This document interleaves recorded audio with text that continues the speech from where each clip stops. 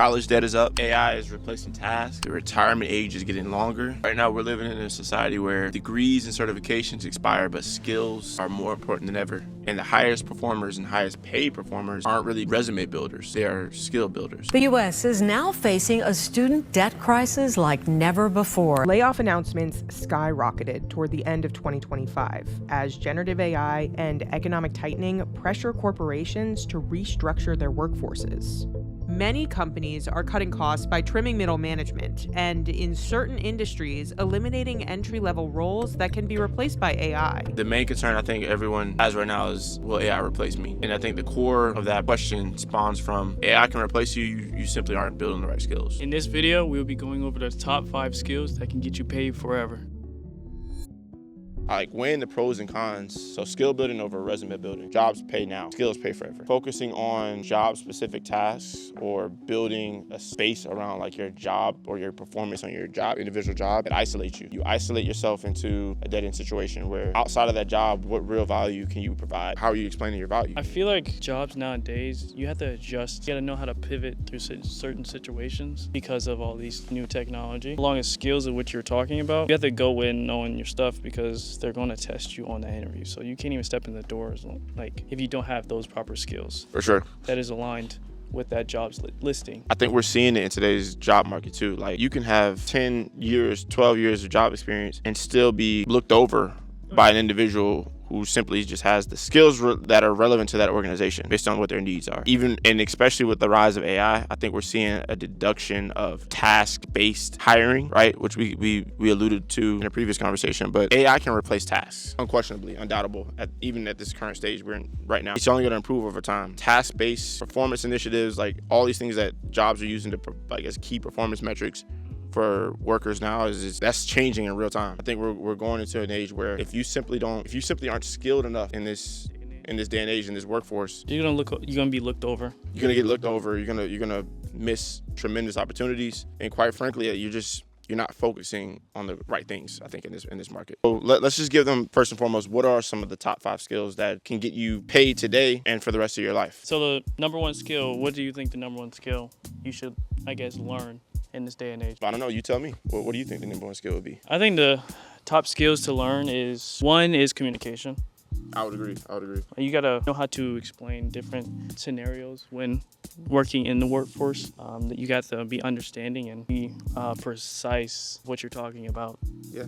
I would also say like communication is extremely important when you layer in context, culture, when you bring a medley of different ideals to the table. Being able to effectively communicate your ideals and bring them to the table, you differentiate yourself. And a lot of people have great hard-based skills, right? Great hard skills, but they lack communication skills. And honestly, sometimes that's the make or break point. You can be a highly technical, highly skilled individual, highly specialized individual, but if you can't communicate, you're dead in the water. You're gonna get swam around by people half as skilled as you simply because they can effectively communicate.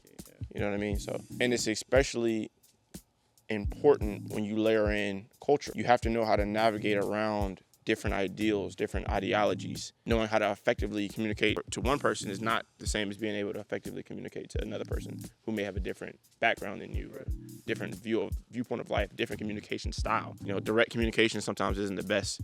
Being confrontational sometimes isn't always the best. It's knowing how to ebb and flow, you know what I mean? Knowing how to pivot, knowing how to understand who you're talking to.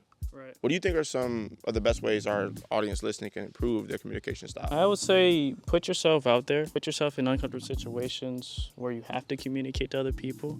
That's honestly how you get better. Yeah. I mean, I can say it for myself. You know, I'm not perfect.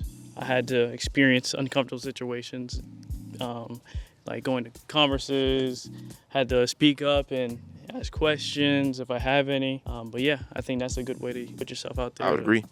Uncomfortable situations is the key there. Like even in situations where you don't know, right? Where you don't know, you have to figure it out on the fly, or maybe you have to leverage other people around you who do know. That is the key. So I think you nailed it there. So one of the next most important skills I think can get you paid, and regardless of what timeline you're in. Sales. Knowing how to sell can make or break you. Most people, when they hear sales, they think like sleazy, or they think, you know what I mean, like some kind of like it can be used a lot of times as a derogatory in a context. But knowing how to sell effectively transcends beyond just a product or service. Like, you have to know how to sell yourself in certain situations. Like, sell who you are, what you bring to the table, and being able to take that skill and then apply it to, if you do have a business, or you are an entrepreneur, or you are You'd in have the workforce. Kind of have to know how to sell what you're promoting, almost like you kind of, I don't know, like, I'm not a salesperson, but I do know there's tactic and ways to get to it. If you want a client, you have to sell yourself in that product or online business that you're doing. Yeah. Somebody has to do it. Yeah, I mean, a large part of selling is understanding psychology, just basic human psychology, picking your brain, knowing first who you're selling to, finding ways to connect and engage with the sales prospect that you're trying to target, whether that's an individual or a group of people that you're trying to sell a product to, or it could be your boss that you're trying to sell your skills on, or, you know, sell your value on in terms of, you know, getting that performance raise or getting that title that you want in your organization. Being able to effectively, again, communicate and relate to this person. This is the value I provide. This is the value I'm bringing to you. And in doing so, and packaging it in a way in which seems as if it's less expensive to that target user. And one of the next biggest skills I think you can build in today's time is systems building. Most people think in terms of, if I work harder, I'll get better results. But great systems builders think, if I effectively fix the bottleneck of the situation, or the bottleneck meaning where are things being held up the most? Where is it taking me the most time to get things done? If I fix that, then I fix the entire system. So it's really thinking outside of the context of just one individual task and really seeing how they all connect together. You're only gonna move as fast as your slowest task individually. You fix that, you fix the entire system, right?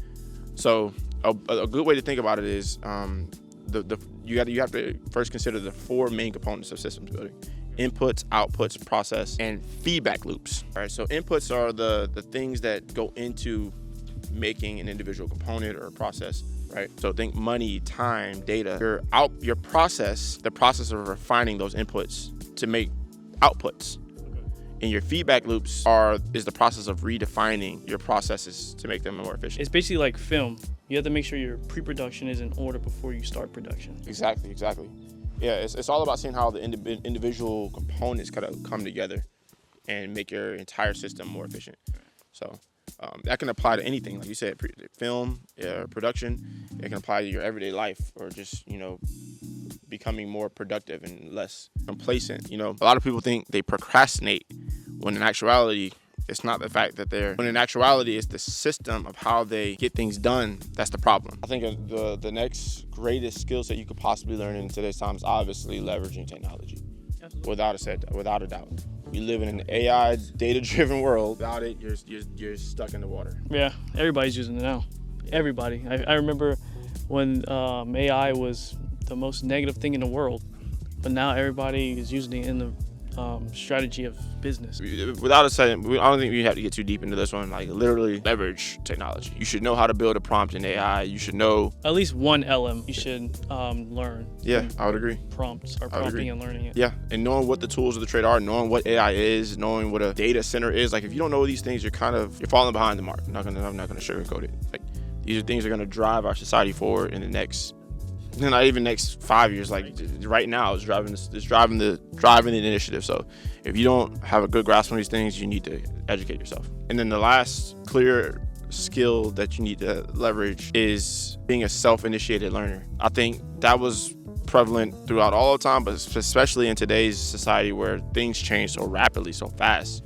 You have to stay abreast. You have to always keep your ear to the street, so to speak. Getting to know that new framework that's being released. Yeah. And I would even say, like, even if your main role, or you don't have to be a technically inclined person, you can leverage AI or find ways to monetize AI without being a coder or without being someone who's highly technically inclined. Like, the greatest opportunities will be those who find the use cases, not those who actually implement the technology.